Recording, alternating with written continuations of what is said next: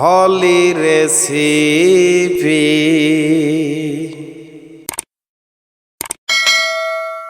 Hello everyone, আসসালামু আলাইকুম। হলি recipe channel থেকে আপনাদের সবাইকে স্বাগতম। আজকে আমি একটা না দুইটা না 3 ধরনের পিঠা নিয়ে আপনাদের কাছে হাজির হয়েছি। এক ভিডিওতে আপনারা 3 রকমের পিঠা শিখে নিতে পারবেন। তাহলে চলুন আর দেরি কিসে, চটপট আমরা ভিডিও শুরু করি। প্রথমে আমি ঝালের চিতই পিঠা তৈরি করব। সেই জন্য আমাদের লাগবে চাল। আমি এই চালটাকে সারা রাত ভিজিয়ে রাখছিলাম। আপনারা চাইলে হাতে সময় কম থাকলে 10 থেকে 12 ঘন্টাও রাখতে পারেন। এটা আমি ভাতের চাল নিয়েছি। আজকে আমি ভাতের চাল দিয়ে আপনাদেরকে ঝালের চিতই পিঠা তৈরি করে দেখাবো। হাফ কাপ নিয়ে নিচ্ছি ভাত। আমরা সবসময় যে ভাতের চাল খাই সেই চালের ভাত এটা। এবার দিয়ে দিচ্ছি কাঁচামরিচ বাটা। ঝালটা আপনাদের টেস্ট অনুযায়ী কম বেশি বাড়ায় নিতে পারেন। দিয়ে দিচ্ছি পেঁয়াজ বাটা 2 টেবিল চামচ, আদা বাটা 1 চামচ, রসুন বাটা 1 চামচ। আমি এখানে সব মশলা বাটা ব্যবহার করেছি, আপনারা চাইলে গুঁড়া ব্যবহার করতে পারেন। দিয়ে দিচ্ছি জিরা বাটা 1 চামচ, গরম মশলা বাটা 1 চামচ। দিয়ে দিচ্ছি স্বাদ মতো লবণ।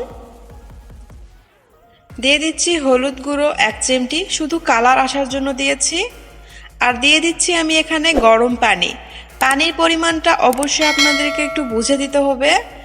প্রথমে একটু গরম পানি দিয়ে ব্লেন্ড করে নিয়ে ঘনত্বটা দেখে তারপরে আবারও চাইলে পানিটা দিয়ে নিতে পারেন। ঠিক এইরকম ঘনত্ব আসতে হবে। আমি ঠিক এইরকমভাবেই পাতলা করে ব্যাটারটা তৈরি করে নিয়েছি। চিতই পিঠার জন্য এইরকম পাতলা ব্যাটারই পারফেক্ট। এখন আমরা এটাকে নামায় নেব একটা বাটিতে। বড় সাইজের একটা বাটিতে আমি নামায় নিয়েছি। আর এই চিতই পিঠাকে আরও টেস্টি করার জন্য আমি এখানে দিয়ে দিচ্ছি ধনেপাতা কুচি। ধনেপাতা কুচিটা আপনাদের পছন্দ মতো দিবেন। আমি একটু বেশি পরিমাণে দিয়েছি, আমার বেশি পরিমাণে ভালো লাগে সেই জন্য বেশি দিয়েছি। আপনারা চাইলে কমও দিতে পারেন। খুব ভালোভাবে এখন মিশিয়ে নিচ্ছি। মিশানোটা কিন্তু খুবই প্রয়োজন, খুব ভালোভাবে মিশিয়ে নিতে হবে। আর আমি কিন্তু অলরেডি আগেই চুলাতে কয়রা দিয়ে দিয়েছি। কয়রাটা গরম হলে আমরা ব্যাটারটা দিয়ে দেব।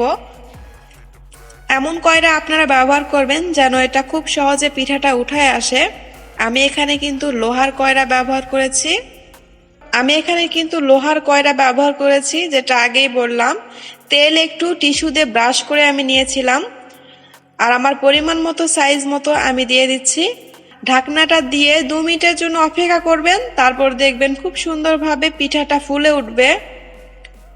চুলার তাপটাকে কিন্তু লো মিডিয়ামে ভাবে রাখতে হবে। খুব সুন্দরভাবে ফুলে উঠেছে। একইভাবে আমি সবগুলো পিঠা ভেজে নেব।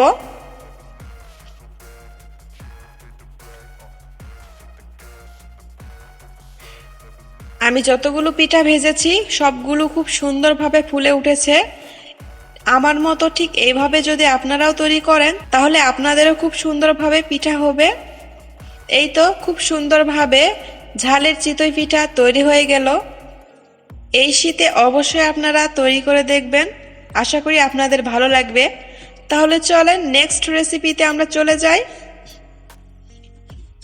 এবার আমরা ঝাল ছাড়া চিতই পিঠা তৈরি করব। সেই জন্য আমি আবারও নিয়ে নিচ্ছি চাল, ভেজানো চাল, যেটা সারা রাত ভেজানো রয়েছিল। আপনাদের প্রয়োজন মতো আপনারা নিয়ে নেবেন। চালটা দিয়ে দিলাম। এবার দিয়ে দিচ্ছি ভাত। ভাতটা দেওয়ার মূল কারণ পিঠাটাকে অনেক সফট করবে, আর আপনার চাইলে কয়েকদিন ধরে খাইতে পারবেন রাখে। দিয়ে দিচ্ছি স্বাদ মতো লবণ, আর দিয়ে দিচ্ছি গরম পানি। দিয়ে আমি সেই আগের মতো এটাকেও খুব ভালোভাবে ব্লেন্ড করে নেব।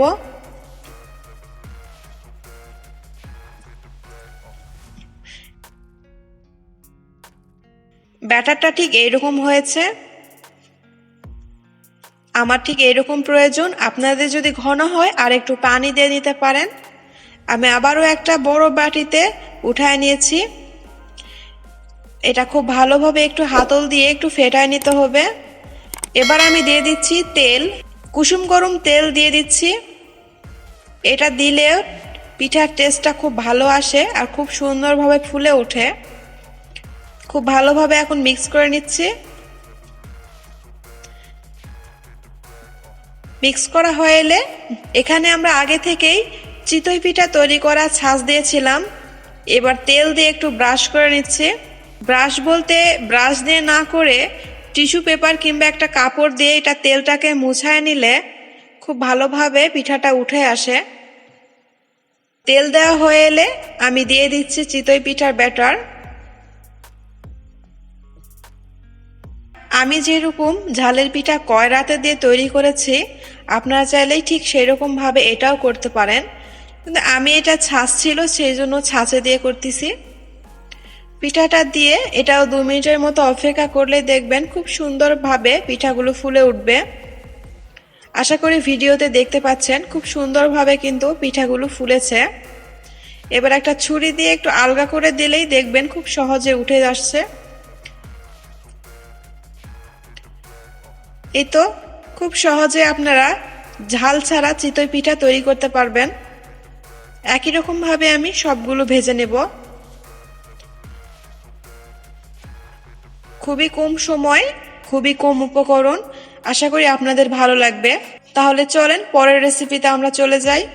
এতক্ষণ তো ঝালের পিঠা, ঝাল ছাড়া পিঠা তৈরি করলাম, এবার একটু মিষ্টি মুখ হয়ে যাক। এখন আমরা মিষ্টি পাকান তৈরি করব, তাহলে চলুন দেখে নিই। পাকুনটাকেও আমি চাল দিয়ে তৈরি করব, সেই জন্য সারা রাত ভেজে রাখা চাল নিয়ে নিয়েছি। চালটাকে আমরা ব্লেন্ড করে নেব। আর এখানে লাগছে গুড়, এখানে আমি খেজুরের গুড় নিয়েছি। লাগবে 1/2 কাপের মতো ময়দা।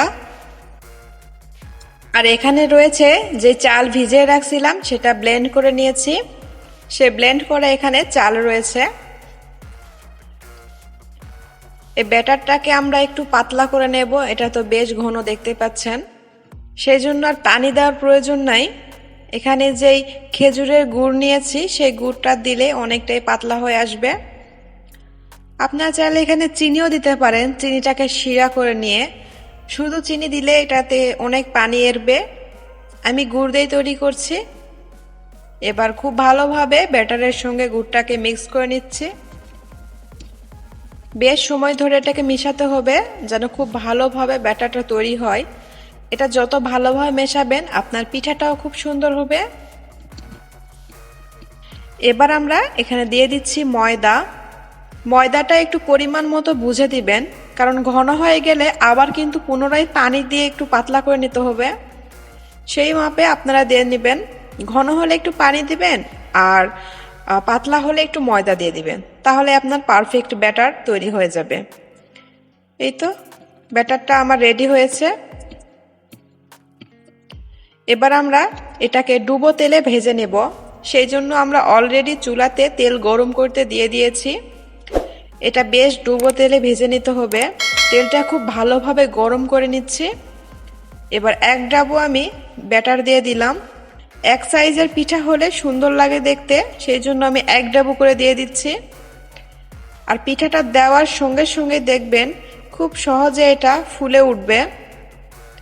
পারফেক্ট ব্যাটার তৈরি করার এটাই হচ্ছে একটা বৈশিষ্ট্য, দেওয়ার সঙ্গে সঙ্গে দেখবেন পিঠা খুব সুন্দরভাবে ফুলে উঠবে।